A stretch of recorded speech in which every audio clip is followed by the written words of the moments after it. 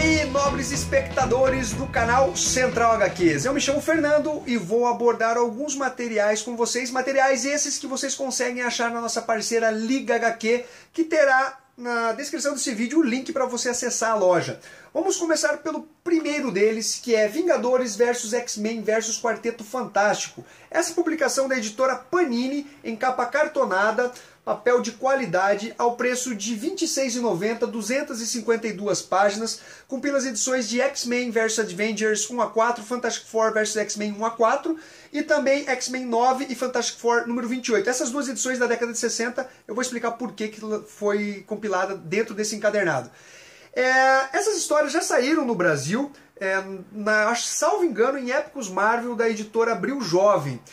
E essa publicação eu achei muito bacana a Panini relançar ela, porque, por mais óbvio que pareça, assim, né, porque foram publicadas nos anos de 86 e 87, elas são bem oitentistas, sabe? Aquela coisa bem nostálgica, para quem acompanhou essa fase, leu essas revistas, você sente aquela história um pouco mais cadenciada, com mais diálogos, mas ao mesmo tempo são tramas bem amarradas, bem escritas. Obviamente que algumas coisas ainda são um pouco inocentes, mas é uma trama bem legal. Eu acho que para os novos leitores é uma ótima opção de você ver como os grupos interagiam na época, nos anos 80, sabe? Era muito interessante assim, esses eventos reunindo essas equipes. A Panini ela começa publicando primeiro Vingadores vs X-Men, que cronologicamente saiu em 1987 lá nos Estados Unidos. E depois publica X-Men e Quarteto Fantástico, que saiu em 86. Mas essa inversão de ordem não tem problema nenhum, ok? Uma coisa não interfere na outra.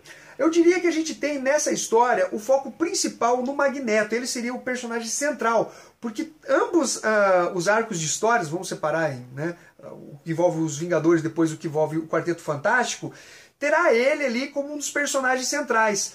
Nessa primeira história, a gente tem vários meteoros caindo sobre a Terra e descobre-se que, na verdade, são restos do asteroide M, que era onde o Magneto vivia.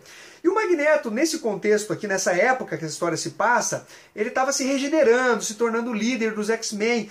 Então os X-Men ainda aceitavam ele, mas as outras equipes, o resto do universo Marvel, sempre tinha uma desconfiança sobre as ações do Magneto.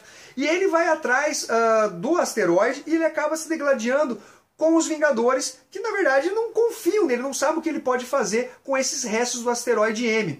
Além disso, vai ter a participação dos soldados soviéticos, né? Os super soldados soviéticos, o Vanguarda, a Estrela Negra, a Ursa Maior, Dínamo Escarlate, o Homem de Titânio, que também vão intervir nessa briga entre os X-Men e os Vingadores por conta dos atos do Magneto, que afundou aquele submarino russo, tal, ele tem que ir a julgamento.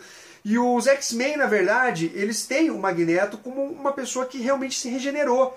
Então eles estão confiando no cara e eles não querem que os Vingadores levem ele preso. Então a trama vai se desenrolar nesse sentido. A primeira história é escrita por Roger Stern, tem desenhos do Mark Silvestre. Os Vingadores aqui tem o Thor, a Mulher Hulk, a Photon, o Capitão América, Cavaleiro Negro. É uma história bem bacana, o Dr. Druida. É uma história assim bem desenvolvida, sabe? É divertido ler, é uma história divertida de se ler. Em X-Men vs Quarteto Fantástico, a gente começa com um pesadelo do Frank Richards, vendo vários membros do Quarteto Fantástico e também vários mutantes mortos. E o Reed Richards, ele está lendo um diário, e após ler esse diário, não dá atenção para o que o Franklin está falando, manda ele parar e tal. O Reed Richards põe a máscara do Dr. Destino. Então o Chris Claremont já soltou pistas do que viria a acontecer nessa história. Galera, eu diria, né, que é a melhor entre os dois crossovers. Esse aqui é o melhor, escrito pelo Chris Claremont. Vai abordar bastante coisa da interação do Quarteto Fantástico, os problemas que eles têm, né, do Reed Richards, na verdade, não dá muita atenção para sua família. E é colocado aqui vários pontos de interrogação por conta desse diário aí. O Reed Richards, ele teria feito propositalmente essa viagem para o espaço e ele, junto com os outros membros, serem atingidos pelos raios cósmicos, mas sem autorização dos outros membros. Tipo assim, ele sabia o que estava rolando e o que poderia acontecer. Então isso acaba colocando em xeque o próprio Reed Richards e ele acaba ficando desolado. Ele perde confiança em si mesmo. E rolou no Massacre dos Carrascos, que foi aquele bando de assassinos que invadiram os túneis de Nova York e atacaram vários mutantes. o Noturno, o Colossus e a Kitty Pryde sofreram bastante com esse ataque. E ela, na verdade, já não consegue mais ficar tangível. As moléculas dela estão se dispersando. E o Magneto, que como eu disse, ele ainda está se regenerando, ele é líder dos X-Men, mas o pessoal não bota muita fé nele, vai pedir ajuda exatamente ao Reed Richards para que ele consiga fazer com que as moléculas delas sejam colocadas de novo, né, sejam reunidas e que elas não se dispersem, não percam a mente. E, cara, tem muita coisa rolando em paralelo, os diálogos são meio elaborados pelo Chris Claremont. E, obviamente, por conta dessa dúvida que o Reed Richards tem sobre o que ele fez, o que ele poderia ter feito com o Quarteto Fantástico, ele não lembra se ele escreveu aquilo mesmo no diário, a mente dele está um pouco nublada. O X-Men, ele também vai buscar a ajuda do Doutor Destino. E aí, galera, toda a treta vai rolar. São combates legais, divertidos de se ler.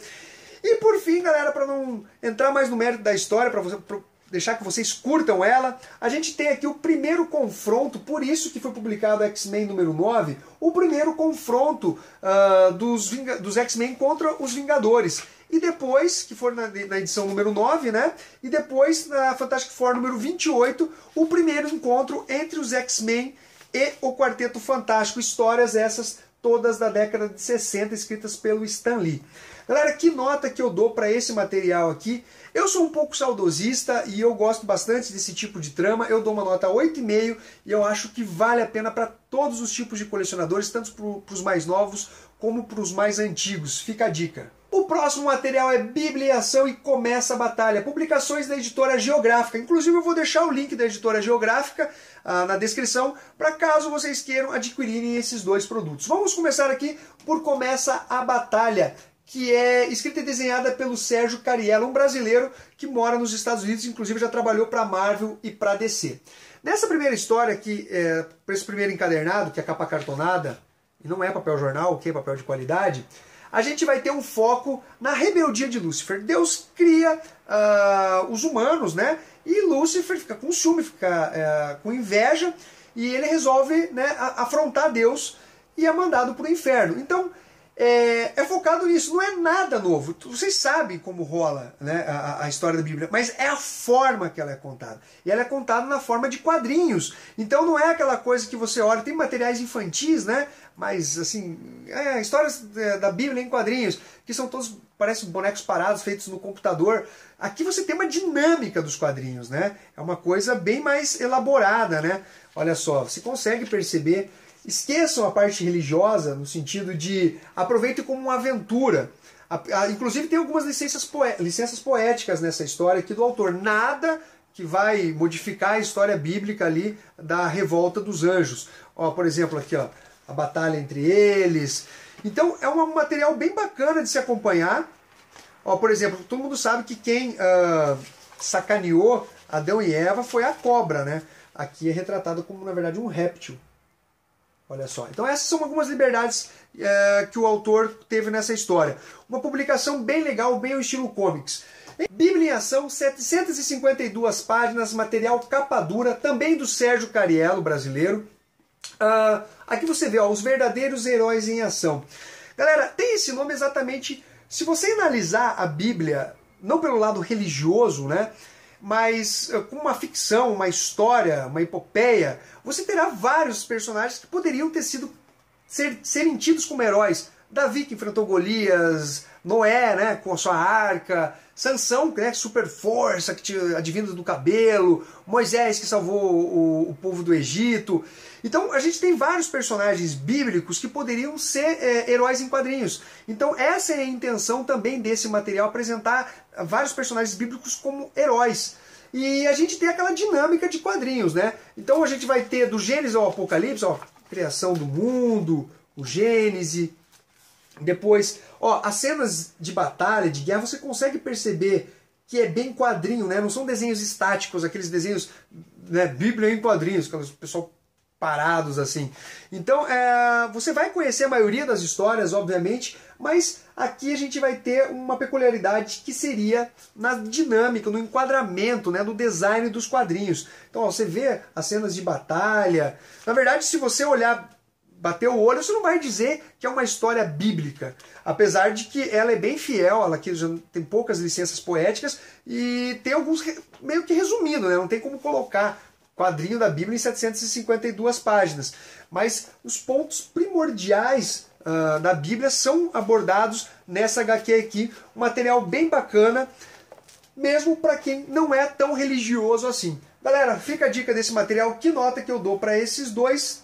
Eu dou uma nota 8.3. Fica a dica para vocês de Bíblia e começa a batalha. Materiais que também estão sendo sorteados aqui no canal Central HQs. Então participe do sorteio que você também pode levar elas de graça para casa. Por fim, galera, Futuros Heróis, uma publicação da editora Desiderata. Um material que eu comprei meio ao acaso e não botava fé não.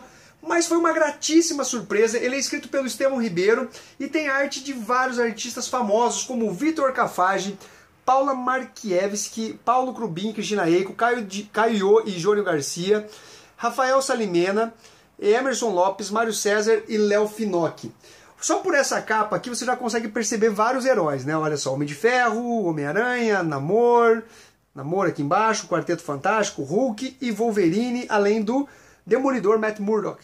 Galera, a ideia dessa HQ aqui é simplesmente uma história leve. Olha, para todas as idades, sensacional as tiradas, as referências que o Estevão Ribeiro fez nessa história.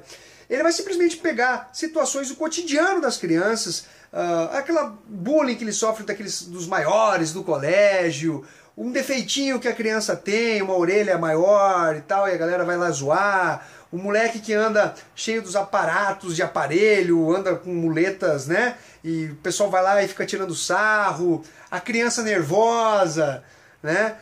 Como resolver esses assuntos. E ele faz isso de forma muito leve, sabe? Você vai curtindo a história, se divertindo com ela. Eu vou mostrar um pouquinho para vocês, só para vocês entenderem a pegada. A primeira história é do Homem-Aranha, a qual o Vitor Cafage assumiu ser muito fã. Ó, Cabeça de Teia. Não, vocês têm que pegar as várias referências que ele coloca. Eu vou mostrar para vocês algumas dessa primeira história. Primeiro, né, a gente tem, obviamente, a Mary Jane aqui. Eu vou mostrar aqui para vocês os vilões que estarão nessa história. Olha só. Quem que seria esse cara com esse galo na cabeça? O Rhino, o Dr. Otto e o Abutre. Eles que vão atormentar a vida da Mary Jane e do Peter Parker criança. Na verdade, não é o Peter Parker, é uma criança qualquer. Então, galera, é muito sensacional essa história, a forma que ela é contada. Depois a gente vai ter a história do Namor, né? Aí a gente vai seguir para a história do Homem de Ferro. Olha só. Isso, na verdade, são inspirações. Não é o Tony Stark quando criança, nem nada disso. Tá? Ele faz histórias de crianças comuns, né? Aleatórias, que passam por determinadas situações. E ele, Estevão Ribeiro, inspirado pelos heróis, ele cria uma situação com várias referências a esses personagens do universo Marvel. Aí a gente tem aqui o Quarteto Fantástico, só uma ceninha aqui, ó. Quem seria esse cara com esse capacete na cabeça querendo quebrar esse castelo? E tem mais referências com relação a esse do Quarteto Fantástico, pois a gente tem, obviamente aqui você já consegue sacar essa criança aloprada, esse incrível Hulk aí, todo sujo, né, de papa verde na cara. São várias referências que você consegue perceber relacionadas ao universo de cada personagem. Nós temos o nosso querido Wolverine com braços quebrados, porque ele aprontou uma. E são histórias com pouco diálogos, mas de uma leveza, sabe, ela flui muito bem essas histórias.